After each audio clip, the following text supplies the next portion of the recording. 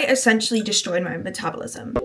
Hello girls. Hello my little cherubs. How are you all doing? What's going on? Not too long ago I posted a video about my weight loss. I will have it linked in the description if you want to go check it out. But I felt like there were some things that I really wanted to go into a bit more depth on. So I thought, let's have a little girly chat about it now. I'm gonna get ready and we're just gonna chat a little bit more. The thing specifically that I feel like I needed to address more that I didn't as much in my weight loss video was just about like calories, calorie counting, and also like building back up a calorie deficit, because I really had a lot of struggle with that. So I kind of want to just do a whole video talking about why an aggressive cut is actually really, really dangerous and how you can destroy your metabolism doing so that you don't make the same mistake that I did. Now, before I begin, I do just want to stress that I will be talking about like calories, binging, restricting, and just unhealthy eating in general. So if talking about anything like that or hearing about it you think may be triggering for you, please like don't watch this video. Take good care of yourself. I'll also have linked helplines below. And if you are struggling, please, please, please go and seek help, because at the end of the day, you're human. Try and prevent it from becoming an issue before it becomes one. Anyway, let's get into it. Okay guys, so first of all, like,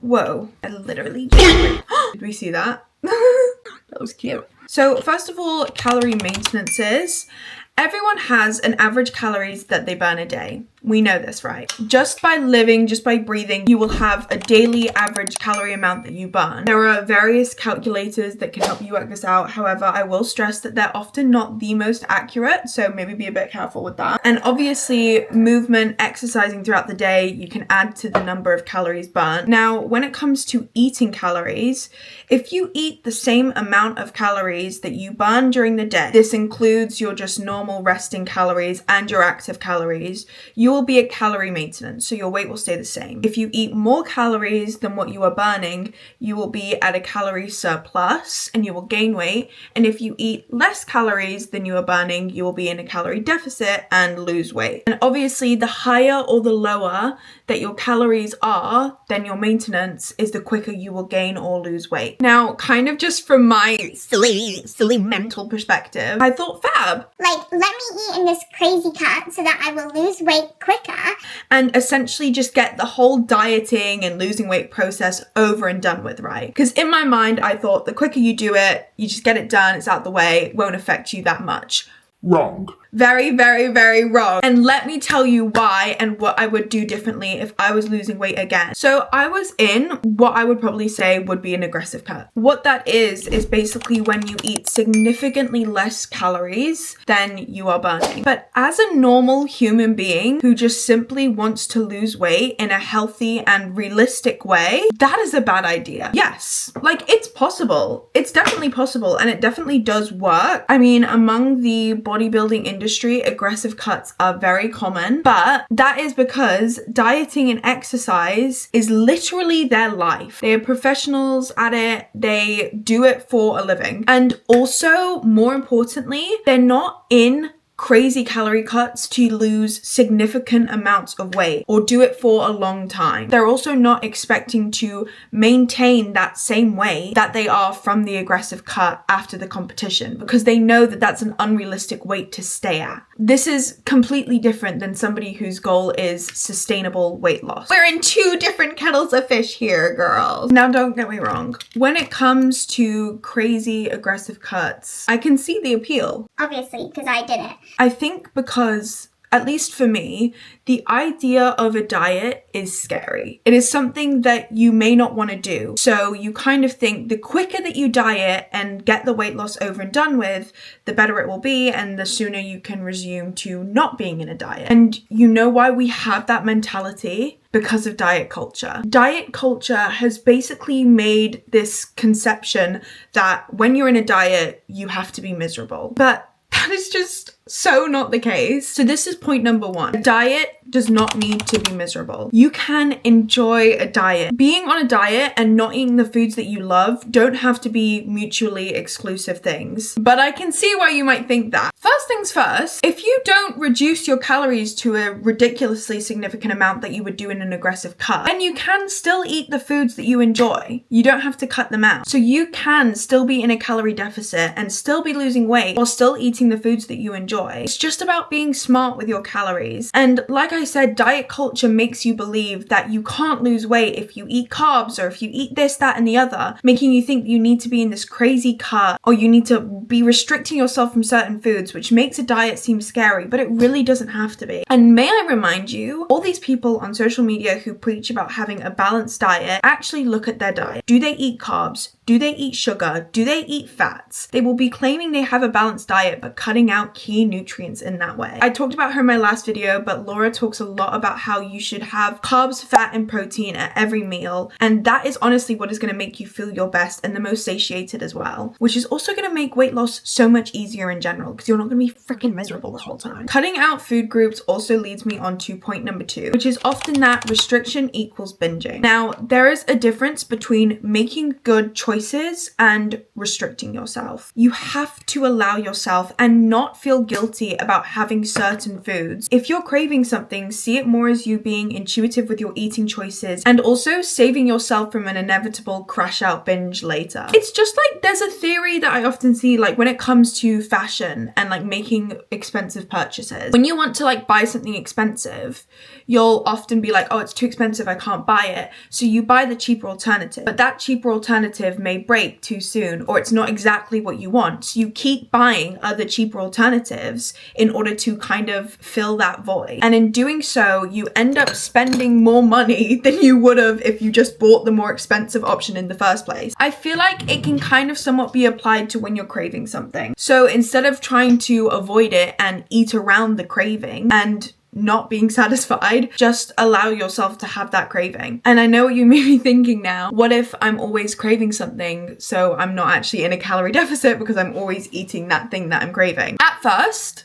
yeah, like you may feel that way because like I said, there is that whole like restriction mentality of you can't have something, so you're wanting it more. It's human nature, you know? But at least for me, I found that as soon as I stopped restricting myself and allowing to just give in to my cravings every now and again, the cravings subside because you know that you're not restricting yourself. Like as soon as I saw a diet as less of a restriction and more as a relationship, I began to eat so much more intuitively. And honestly, I don't really have crazy cravings like I used to when I was not allowing myself to eat any of the foods I wanted to. Now, point number 3, why you should not be doing an aggressive cut. Like I said, the bodybuilders, they're professionals, and more importantly, they're not doing those crazy cuts for long periods of time. Why? Because you will malnourish yourself. And that, guys, that's nasty. Malnutrition is nasty. You feel tired and lethargic all the freaking time. You're unable to perform effectively physically, which if you're anything like me and you really are into your fitness, sucks. Your hormones will be all over the place. You'll be short-tempered and moody. Not to mention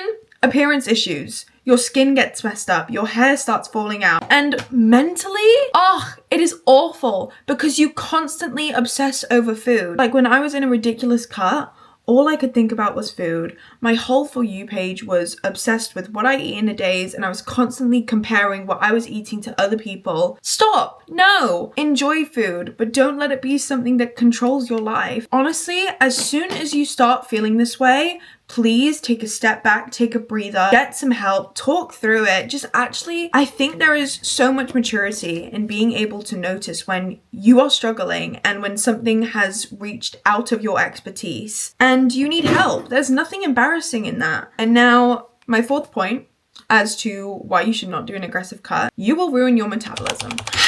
This is something that I think a lot of people don't know about when it comes to calorie deficits. When you reduce your calories, if you eat at that reduced cut for too long, your body will actually lower your maintenance calories. So you know how earlier when we were talking about how you'll have like a normal calorie amount that you burn just by not doing anything, just by living and breathing, that will reduce. So if you're doing weight loss for a long period of time because you're trying to lose large amounts of weight, that calorie deficit will become your maintenance. Essentially meaning that if you still want to remain in a deficit, you have to eat even lower than what you were eating before. Obviously, I'm not a PT, I'm not a nutritionist, but that's also often why you normally begin having the physical effects of malnutrition, because your body has to take and deplete energy from those resources in order to put it into just keeping you going, because you're not inputting enough calories for it to keep up by itself. So you essentially train your body to survive on less calories than it did before. Essentially, you backfire. You're trying to reduce your calories so much to lose weight quickly, but in doing so, you've now made it kind of impossible for you to lose weight and much easier to gain weight by just eating normally and eating an amount that you need to eat. Hang on, guys. I may have to focus now because I'm doing my liner. We're back. Eyeliner is done. She's looking cute. Where were we? Oh yeah, this puts you now in a position where you have to reverse diet, which is a whole nother thing. That's basically when you gradually build back up your calories week by week so that your maintenance increases without you gaining weight. Honestly, it is long, it is annoying, and most importantly, it still requires you to track calories, meaning that you have no food freedom, which at the end of the day, that's what you don't want. Like, you don't want to be tracking calories for the rest of your life. You want food freedom. So that's not good. And then my point number 5, this is kind of not related to calories. It's just like something in general. When I was researching into all of this, I found something about how your body has a set weight. Ooh. Your set weight is basically what your body is genetically programmed to sit at. And I hate to break it to you, that may well not be the weight that you want it to be. That weight is different for everybody. And if you are trying to keep your weight at something that is below its set weight, you are constantly going to be fighting it and constantly going to be miserable. I once had this thing that I thought was incredible. It was a piece of advice saying, is the body tea if in order to serve, you can't eat? Absolutely. If you are constantly fighting your set weight, you're never going to be happy because you're always going to be miserable trying to force yourself to be a smaller size than you want it to be. And just genetically, it's not meant to be. It's okay. And honestly, the sooner that you accept that, the sooner you will be more content and happy with your body image and how you look, and also just be closer to finding food freedom where you're not constantly obsessing over calories and weight loss. We're just setting her in place, girls. We're nearly done. Hang on, bear with. Honestly, just in general, start exercising because you want to and not because you feel pressured to or out of punishment or anything like that. Also, eat foods because you want to and not because you feel like you have to. Stop feeling the need to restrict foods and allow yourself to have them. Because also, if you're just more relaxed and listen to your body when it comes to cravings and all that, you may start to just crave, I don't want to say healthier because what's healthier for one person may not be healthier for another, but you know what I mean, healthier food. You may end up craving them a lot more because your taste buds do change as well. And then you're going to have more of a balanced diet anyway, because not only are you having those carbs, those sugars, you're also having, you know, your nutrients, your what's it called? Antitoxins? No, that's not the word. It's not antitoxins. What's it called? Micronutrients? No. Ugh. Rosie, editing Rosie, you think of the word, yeah? I'm gonna do my mascara and finish all this and then I'll come back for the final statement. Tonight will be the night that I will fall for you.